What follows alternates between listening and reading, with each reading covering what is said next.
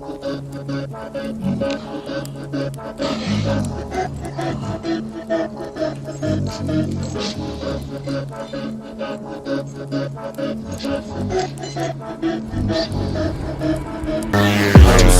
lost in the world of black seas now.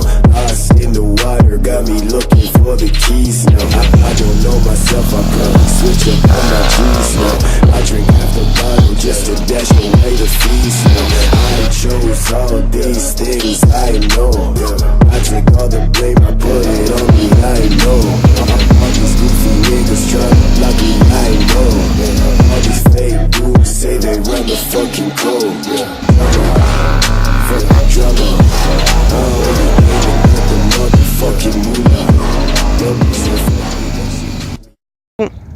Donc salut à tous, on se retrouve pour une nouvelle vidéo. Donc c'est un nouveau format que je vais faire sur ma chaîne. Je vais faire la présentation des motos de mes collègues et des motos en général. Donc à la fin de cette vidéo, vous allez savoir tout sur cette moto. Donc là c'est mon collègue Guigui, donc Guillaume alias Rush. Donc lui il a une chaîne YouTube, il fait pas trop de vidéos.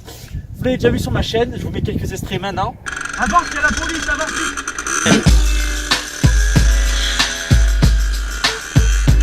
La veste plus la moto. Ça va pas du tout avec. Hein. Le blédard. Ça, vous voyez, ça c'est années 80 les mecs. Et ça, regardez. Ça là, ça cartouche, regardez. Oh oh oh, comme elle se balade.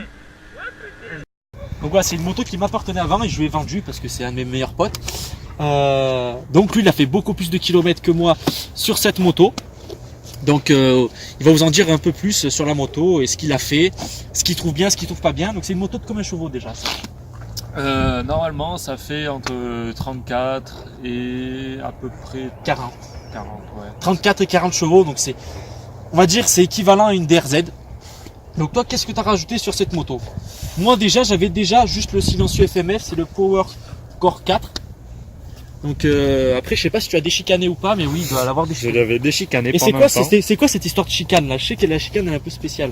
En fait c'est pas une chicane à proprement parler, c'est plutôt un anti-étincelle. C'est-à-dire que, d'où le nom, c'est quand ça empêche de cracher des flammes. En gros. Et du coup ça réduit le son du pot. Du coup, ce qui est très bien parce que quand tu croises des flics, et ben au final, tu te fais paniquer et tu peux garder un FMF, ce qui est assez rare. Il faut savoir que les FMF, ça c'est des pots normalement qui sont pas homologués. Hein. Le flic si c'est connu, il voit une moto avec FMF, c'est mort. Donc toi, qu'est-ce que tu as rajouté en plus? La moto en premier, elle a fait de la piste. Elle appartenait à un adulte qui habitait non loin de chez nous. Ouais, c'était pas un jeune comme nous pour la Voilà. Donc il l'a stocké souvent dans son garage, du coup elle a pas pris trop de kilomètres. Ok. Ensuite, c'est EPF, son deuxième Ouais, c'est propriétaire. moi, je l'avais eu, mais j'ai pas fait beaucoup de kilomètres avec. Hein. J'ai vraiment fait très peu. Donc qu'est-ce qu'on a rajouté? Tu as aussi des clignotants. Donc c'est pas les clignotants d'origine, hein, c'est les clignotants Wish. Hein. Vous prenez ça, ça va très bien. Allez pas vous emmerder à Daffy, acheter des trucs à 40 €. Ouais, ça sert à rien. Ça sert à rien Ça, d'acheter des donc trucs moi là. ensuite, qu'est-ce que j'ai fait en plus? On va voir le poste de pilotage un peu de la moto. Je vais vous expliquer, Guillaume, qu'est-ce que tu as fait? Alors, qu'est-ce que j'ai fait sur ce poste de pilotage? Tout simplement qu'on a commandé un guidon de chez AliExpress. Là. On a pris une mousse Rockstar aussi. On a tout enlevé, on a changé tout ce qui est embrayage, frein avant. Et c'est les leviers qui font, ouais, qui se retournent en fait. Hein. Ils se retournent normalement. S'il n'y a pas le protège-main, ils se retournent. Tu as aussi les protège-mains Pro-Taper aussi. C'est des trucs achetés sur Wish, mais honnêtement, ça fait très bien. Allez pas vous casser la tête à acheter des poignées à Daffy ou quoi, que ça vous la peau des couilles. Voilà, Voilà. t'as juste changé ça. Et attention, je crois qu'il faut J'ai être ça.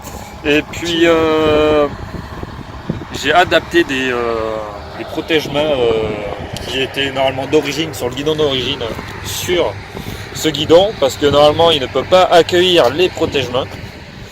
Donc j'ai fait un pas de vis sur le côté, tout ça, et j'ai accroché comme un blédard, comme toujours, des petites attaches. des petites attaches sur la moto. Donc parlons du fait. Est-ce que Alors, vraiment, si c'est ta première moto, tu vois, t'as payé 125, c'est ta première moto, est-ce que c'est bien? Franchement, en première moto, c'est assez violent. Franchement, faut s'y habituer. Ouais, c'est super mode, voilà, c'est un seul piston, donc il y a vraiment du coup, quoi. Après, il y a eu des modifications. Après, j'ai pas tout dit sur les modifications tout à l'heure, parce que certes, il y a la ligne complète FMF qu'on a évoquée, mais après, j'ai changé le cycle, la partie cycle de la moto. Vous pouvez venir voir hein, derrière la chaîne. Donc j'ai changé la couronne arrière qui est normalement en 43 dents. Je l'ai passé en 45 dents. Et j'ai changé le pignon de sortie de boîte qu'on ne peut pas voir parce qu'ils ont mis un magnifique cache sur la version d'origine SM comparé à l'Enduro. Donc l'Enduro ils ont pas de cache. Et donc c'est un pignon de sortie de boîte de 12. Ce qui fait à peu près un rapport poids-puissance qui peut suivre une 90 en A2. Voilà, donc moi j'ai le 90 en A2, je ferai la présentation plus tard. Et donc oui c'est vrai qu'il me suit avec ça, hein, parce que lui il est pas bridé, etc. Vraiment c'est un truc qui a de la patate. Après il faut savoir que franchement c'est une moto qui marche en permanence, que tu sois en bas régime ou dans les tours. Ça répond direct quoi, c'est ça? Ça répond direct H24. Ça te tire les bras, mais comme jamais moi je m'envole dessus. Je m'envole. Donc là je vois que tu as le coupe-circuit aussi, ça c'est bien. Tu as des motos ils l'ont pas, tu as des supermotos ils l'ont pas, donc coupe-circuit hein, faut l'arrêter. Tu as le démarreur électrique, t'as pas de kick. Non, j'ai pas de kick, j'ai qu'un démarreur électrique, mais franchement il est très fiable. La seule fois où j'ai eu un problème, c'est quand j'ai essayé de brancher Georide dessus. voilà. Mais Georide, finalement, ça ne s'adapte pas au Supermoto. Je ne sais pas comment il a fait pour monter sur la sienne Parce que d'ailleurs. c'est marrant de savoir que c'est quand même, on a quand même des assez petites batteries parce qu'on n'a pas beaucoup d'électronique. Regardez le compteur, c'est un tout petit cadran numérique d'ailleurs, on y reviendra tout à l'heure. Ouais, Il y a clignot, phare, il y a vraiment le strict minimum. C'est pour ça qu'ils n'ont pas besoin de mettre une grosse batterie. Et surtout que je pense là-dedans, ça rentrait pas. Comment on fait pour enlever cette selle? Je crois que c'est l'une des seules selles que j'ai vues que tu ne peux pas ouvrir à la main. C'est-à-dire que tu es obligé par des... En fait, vous avez quelques vis en dessous. qui sont dessous. Donc c'est ceux-là, c'est ces vis-là. Je sais pas si on les verra très bien. Qui tiennent en fait l'arrière de la selle. Toi aussi, tu as aussi un protège carter d'embrayage. Ça Alors, peut être bien un 4 pistes ou quoi?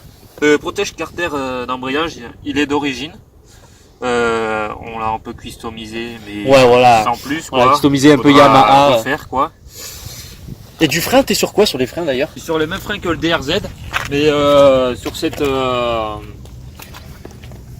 comment dire, sur cette Cette il y a eu un version-là, quoi. sur cette version-là, il y a eu un déport en fait pour mettre un disque plus grand pour qu'il y ait plus de freinage. Ouais, parce que du coup, vu que c'est super mode, ça va plus vite en vitesse de pointe, donc ouais, il faut un meilleur freinage. T'as des gros 10 en 320 à l'avant et à l'arrière, donc t'es sur deux pistons là. Deux pistons partout.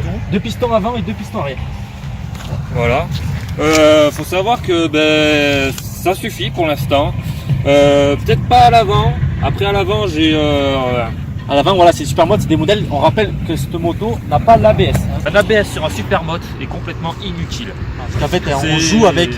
dans les virages, super mode, bon, pas nous, mais bon, on joue un peu avec les suspensions, avec le freinage, Par pour pouvoir exemple, faire chasser la moto dans les moi virages. tu me mettrais un ABS sur un Supermoto, je suis sûr à 100% que je me pèterais la gueule à chaque virage. Donc là, on voit aussi que tu as changé de petit rétro. Bon, c'est un petit rétro rafistolage. Hein. Tu vois quelque chose là-dedans? Oui, ça suffit, mais il faut se pencher quoi. C'est un rétro pour faire joli, comme d'habitude quoi, Ouais, histoire ouais. d'être Il y a homologué. une petite mallette. Et ça, je pense, c'est une caisse à outils. Ça, si je me souviens bien, moi. Exactement, c'est une quand caisse je à l'avais, outils. voilà. Il l'avait mis au départ sur la version WR, Qui est dans la Et, version enduro. donc la version Enduro. Et ils l'ont rajouté l'année suivante sur les X. Donc, Qui ouais, ont dedans, fait, t'as quoi? T'as clé à bouger, etc. Voilà, faut savoir que c'est une bécane qui est de 2010. Donc elle reste Ouais, quand même 2010. assez vieille, elle a 8 ans déjà. Non, 9 pas, ans, 9 9 ans, maintenant. 9 ans, on est en 2019. Je suis un peu en décalage. Et parlons aussi du réservoir. C'est un réservoir de combien de litres? Je vois que la Réservoir clé est quand même 7,5. assez longue. Hein. Je sais pas si vous pouvez voir, c'est quand même assez long. C'est un réservoir de 7,5 litres. Donc, Ouais, il s'ouvre comme ça en fait. Hein. Hop. Là, que pour un Supermoto, je trouve que elle a une autonomie vraiment abusée. Vraiment abusée parce Ça que peut conforte faire quoi. 200 km avec un réservoir. Voilà, un plein de 200 km. Si vous voulez faire des balades, c'est pas l'idéal, mais bon, après un supermoto, c'est pas vraiment un truc pour faire des très longues balades. Toi, c'est quoi ta balade la plus longue que t'es faite? 800 km à peu près. Et au niveau des pneus, alors, t'es monté en quoi? C'est quoi les pneus? Alors, T'es en 17, c'est quoi, une avant, très arrière. bonne question parce que c'est des pneus qui sont en 17 pouces. Donc il faut savoir qu'il y a beaucoup de modèles, mais beaucoup de modèles qui sont semi-tendres. Ça c'est des semi-tendres là. Ceux-là c'est des S20. S20 semi-tendres. C'est des BT. C'est ce qui est le plus rentable, je trouve, à l'heure actuelle sur le marché. Ok. Parce que faut savoir que des semi-tendres font à peu près entre 3 à 4000 km. Ce qui est vraiment très peu. Et savoir que si on s'amuse à faire d'un glisse arrière ou des wheelings, il s'abîme encore 3 fois plus vite. Voilà, donc vraiment Supermoto, il faut prévoir un budget pneu. Voilà. Ouais, c'est un franchement, budget pneu. Il y a le budget assurance, mais le budget pneu. Et budget huile aussi, parce que est-ce que ça bouffe de l'huile ça ou pas? Et Parce que moi, mon 690 par exemple, il bouffe quand même assez d'huile. Est-ce que c'est pareil pour elle ou... oui, avec les modifications que j'ai fait de la course, je bouffe beaucoup plus d'huile parce que je m'amuse à être beaucoup plus dans les tours. Ouais. On voit vraiment hein, sur les vidéos que vous avez peut-être pu voir, vous avez vu, vraiment, voilà, il tire bien dedans. Après, il faut savoir qu'elle monte à peu près jusqu'à 180 km. 180 km/h pour une Supermoto, c'est vraiment énorme. Énorme. Le 90, c'est à peu près 190. Parce que 90, le piston il est comme ça, et lui il est comme ça. Moi, ce que je reproche sur la moto, c'est d'avoir une face avant un peu bizarre. C'est vrai qu'après la courbe de cette moto, elle est un peu genre attaquante, genre elle plonge beaucoup vers l'avant. Ouais. On voit en fait, c'est surtout le garde-boue qui fait problème en fait. Si on voit bien, il plonge vraiment beaucoup. Là. Ça plonge vraiment beaucoup quoi. Après la plaque phare, c'est une plaque phare typique Yamaha. Hein. Ça, il n'y a pas de. Ça, il n'y a pas à chier. Cette moto a été aussi achetée en concession côté Bleu Gap, si on peut faire un peu de la promotion pour eux, dédicace à Lionel. Ouais, voilà. Petit Lionel, donc voilà. Donc toi, est-ce que c'est une moto que tu conseillerais pour un jeune permis? Pour la 2, je la conseille. Et aussi, il y a un truc très important par rapport à cette moto, c'est que comme le 690, il n'y a pas besoin de changer le piston. Ça y joue énormément par rapport à un budget. Parce que c'est vrai que le compteur est pas mal. C'est un petit compteur, et comme on a un peu sur les UXC, il fait à peu près la même taille. Donc dès qu'on l'allume, voilà, il y a tous les voyants qui s'allument. Donc qu'est-ce qu'il y a sur le compteur? Bon, alors sur le compteur, on voit là les kilomètres/heure. Un neutre, je ne vois pas très bien. Ouais, c'est vrai qu'il y a un peu le contre-jour, mais en fait, grosso modo, il y a l'heure, vous avez les kilomètres/heure, vous avez plusieurs boîtes. C'est vraiment simple. Vous avez l'heure, kilomètre/heure, et c'est tout. Vous n'avez pas de jauge de température, vous n'avez pas de jauge d'huile ou d'essence. C'est vraiment quelque chose de simple, un compteur simple comme les Supermoto. Voilà. Bon, je te laisse l'allumer pour nous faire voir un peu le bruit que ça fait, le bruit du démon. Le bruit du démon. Ouais. Moi, C'est vraiment beaucoup de bruit. Après,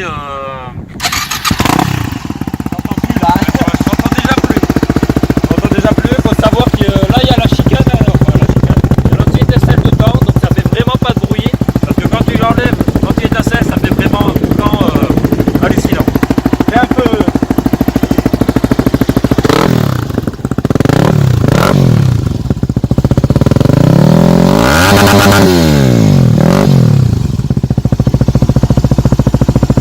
Voilà, c'est vraiment une belle moto. Moi ce que j'aime bien aussi c'est le feu arrière, on va cacher la plaque. Regardez un peu l'arrière de la moto. Vraiment le petit feu comme ça qui va bien, il est un peu teinté. Ça fait joli et les petits clignots ça passe vraiment crème. Après il faut savoir que La plaque ce n'est pas d'origine le porte-plaque. On l'a ça, changé, c'est pas bien d'origine. évidemment, c'est obligé. Non ça fait pas. Faut pas que ça reste droit. Bon sur des fourches, on n'en a pas parlé, on est sur du Kayaba, avant et arrière. C'est des fourches qui sont réglables, tu as juste besoin de prendre un petit tournevis plat. Les trois mots de la fin pour terminer. Pour moi les trois mots là c'est son, puisqu'il est quand même un son incroyable, agilité et prix. Parce qu'on n'en a pas abordé le prix, mais c'est vraiment une bécane qui vaut celle-là, si la revente dans l'état où elle est, elle a combien de kilomètres? 20? Elle a 20 000 km. Combien tu la vendrais à peu près? Après, moi je la vendrais dans l'état actuel des choses entre 4000 et 4005. On n'en a creusé aucune. Ce qui est bien avec les Supermoto, on a la pleine puissance en A2. Voilà. Et Là, ça, il n'y a, c'est quelque chose. a pas de bridage, que ce soit la poignée vous devrez en grand, il n'y a pas de souci, il y a vraiment rien. Ça, c'est quelque chose qui est vraiment pas mal. C'est pour ça que je disais déjà de 1, acheter un roster en A2, une autre moto qui a un Supermoto en A2, ça sert strictement à rien. Tout savoir cette 250 WRX, donc si vous avez des questions, n'hésitez pas à les poster en commentaire. Si c'est des questions auxquelles je ne peux pas répondre, je ferai appel simplement à mon pote. Puis voilà, donc je vous mets sa chaîne dans la description, hein, Rush Supermotard. Donc il va attaquer à faire des nouvelles vidéos, mais voilà. Donc j'espère que cette petite vidéo vous aura plu, ce petit format. Je ferai ça sur plusieurs motos, sur la mienne, celle de mon pote, etc.